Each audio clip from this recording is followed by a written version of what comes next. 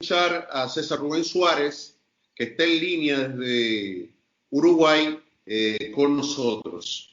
Muy buenos días, muy buenos días. Son las 11:37 hora República Dominicana, nos imaginamos que son las 12:37 hora Uruguay, Montevideo. Muy buenos días y bienvenidos. Nos gustaría saber, conocer un poco cuál es la situación en Uruguay, cuál es tu perspectiva de todo lo que está ocurriendo. Sí, buenos días. Son 12:37 acá exactamente. La perspectiva del Uruguay, ahí en el informe estaban dándolo bastante bien. El gobierno quiere levantar, sí, quiere levantar la cuarentena, que no es una cuarentena obligatoria. Hay un llamamiento a la gente a que haga la cuarentena, pero en realidad se está acatando muy bien. Los índices que hay no son de gran contaminación, se ha mantenido, se ha nivelado. Ahora, eso sí, vemos con preocupación el que se quiera seguir los pasos desde el norte, Estados Unidos principalmente, en Chile también, en Colombia, en Ecuador, están siguiendo que es el levantamiento. Hubo una atrocidad por parte del ministro de Salud que dijo que bueno, que lo mejor era que todo el mundo saliera a la calle y que todo el mundo se contaminara para de esa forma inmunizarse. Algo realmente que uno no sabe dónde puede llegar a terminar esto, ¿no?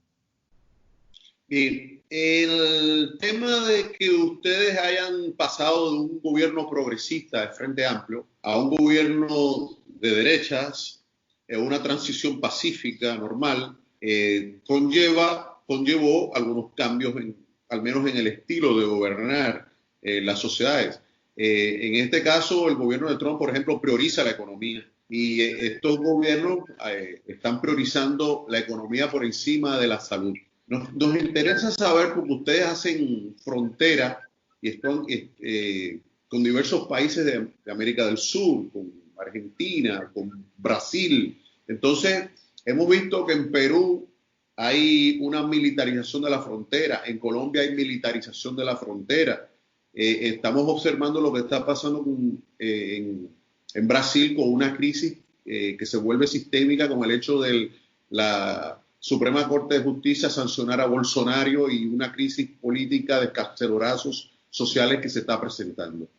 ¿Cómo tú lo ves? ¿Cómo tú ves la estabilidad de América del Sur? La veo preocupante, la veo muy preocupante, indudablemente la derecha que viene teniendo ese pequeño auge, digamos, en este momento, está haciendo imposición de ello, está militarizando constantemente, está intentando tener algún conflicto regional, principalmente con Venezuela o con Cuba o Nicaragua. Entonces, todo eso es preocupante. Es preocupante desde el punto de vista de que los pueblos no lo quieren eso, sí los gobiernos, porque siguen las directrices impuestas desde el norte, eso es indudable.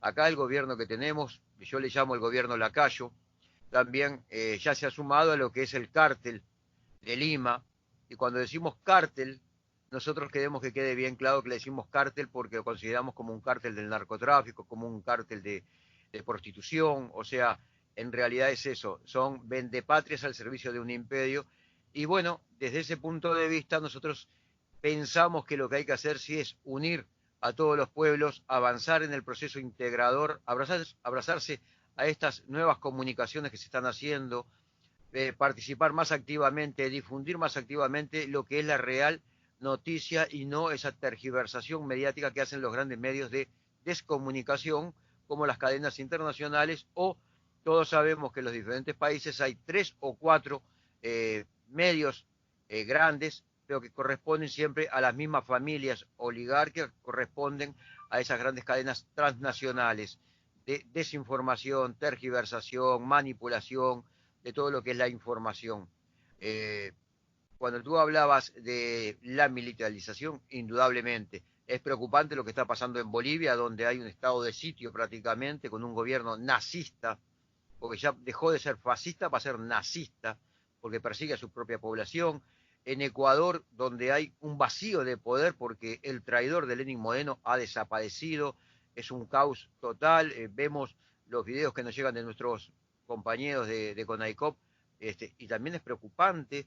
En Perú estamos por la misma. En Chile salió el ministro a decir que bueno, que van a empezar a contabilizar a toda la persona que está contaminada y a los muertos como que son personas que ya tuvieron el virus. O sea, una atrocidad cuando se está jugando con la vida humana, ¿no? Mire, el hecho de que Duque, el presidente colombiano, mantenga una posición aliada de los Estados Unidos, está provocando la balcanización de América del Sur. Los procesos que se dieron en Siria, en Afganistán e Irak, con el Departamento de Estado norteamericano y la invasión allí en Medio Oriente de parte de Estados Unidos y sus aliados, está tratando de ser emulada, trasladada todos esos recursos y todas esas armas químicas y todas esas armas de cuarta y quinta generación al Caribe. En este momento hay un bloqueo a Cuba y hay un bloqueo a Venezuela, pero ese bloqueo a Cuba y ese bloqueo a Venezuela afecta a las islas adyacentes, como son Puerto Rico, como es Haití, como es República Dominicana y los países y los estados de CARICOM. Eso implica que nosotros, que no somos productores de petróleo, tenemos que depender del mercado spot de los Estados Unidos del petróleo. Entonces eso nos obliga a nosotros, a las clases medias, a los trabajadores y a los sectores vulnerables de estos estados en vías de desarrollo a tener que comprar medicina más cara, materia prima más cara, comida más cara. ¿Cómo tú ves ese escenario que se está dando en América del Sur, pero que también se está dando en todo el Caribe, a pocas millas de Estados Unidos? Entonces muchos observadores están planteando, Evo Morales ayer planteó, el expresidente o el presidente constitucional de Bolivia, acaba de decir ayer que estamos en medio de un conflicto de tercera guerra mundial donde China y Rusia avancen y China ha ganado la tercera guerra mundial sin lanzar un solo misil. Sí, estamos en la misma situación, estamos en la concordancia en ese análisis que tú hacías. No olvidemos que Uruguay no tiene petróleo, ese es un problema para el Uruguay. Uruguay le compraba petróleo o hacía intercambio con Venezuela, donde ahí había sí un régimen, digamos una especie de trueque comercial mucho más justo que con el que se está haciendo ahora, que está dominado por el mercado norteamericano. Eso es un gran problema. Es un problema que todo lo que está sucediendo en el CADICOM también, porque el bloqueo que le están haciendo a estos dos países, no solamente es un bloqueo a ellos, es un bloqueo a nivel mundial. No olvidemos que hoy en día Cuba tiene el interferón alfa, que podría estar siendo viralizado por todas partes del mundo como prevención de lo que es la pandemia. No olvidemos que estas dos naciones, yo sumaría también a Nicaragua, con escasos recursos, porque le han robado toda la plata, le tienen un bloqueo, no les dejan entrar nada, son de los países que tienen menos índice de contaminación. O sea, lo vimos, lo estamos viendo en los análisis que hacen a cada momento y que nadie puede negarlo porque están los testimonios y está todo avalado realmente, inclusive hasta por la Organización Mundial de la Salud, que dice que Venezuela es un ejemplo para el mundo. Por algo Estados Unidos les ha quitado el financiamiento a la Organización Mundial de la Salud, ¿no? Eso también juega muchísimo todo ese entramado internacional y es preocupante porque tú bien decías, el conflicto de Medio Oriente se está trasladando a América del Sur. Nosotros desde CONAICOM siempre decimos que si tocan a Venezuela, que el mundo entero se tiene que convertir en un Vietnam en contra de quien lo haga, porque tocar a Venezuela es tocar a toda América Latina, porque es la punta de lanza para después venir a conquistar a toda América Latina. Indudablemente lo quisieron hacer con Cuba en su momento, ahora lo quieren hacer con Venezuela porque es la puerta de entrada a todo el continente por la riqueza que tiene Cuba, ¿no? Que tiene Venezuela.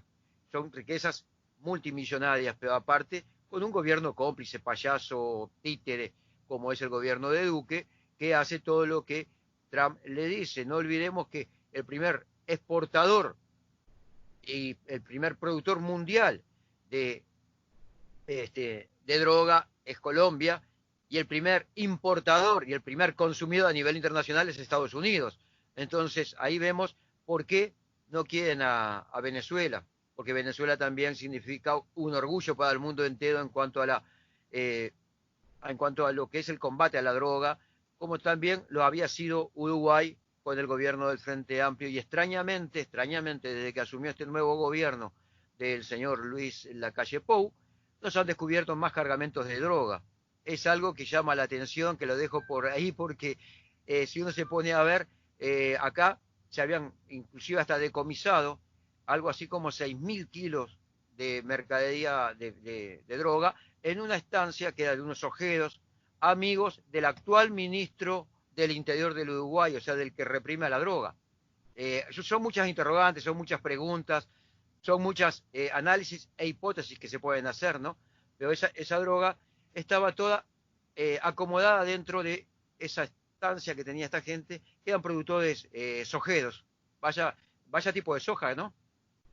Eh, eh, César, el tiempo nuestro en televisión es muy limitado, entonces tenemos más producción y nosotros lo que queremos es plantearte, darte las gracias, la cortesía de tener nosotros la oportunidad y el privilegio de escuchar tus análisis desde una perspectiva diferente desde el sur, que nos interesa mucho el sur y el norte para nosotros como caribeños, isleños, tener una idea, porque ustedes son continentes, lo que nos puede ocurrir a nosotros en las próximas semanas, porque primero les ocurre a ustedes.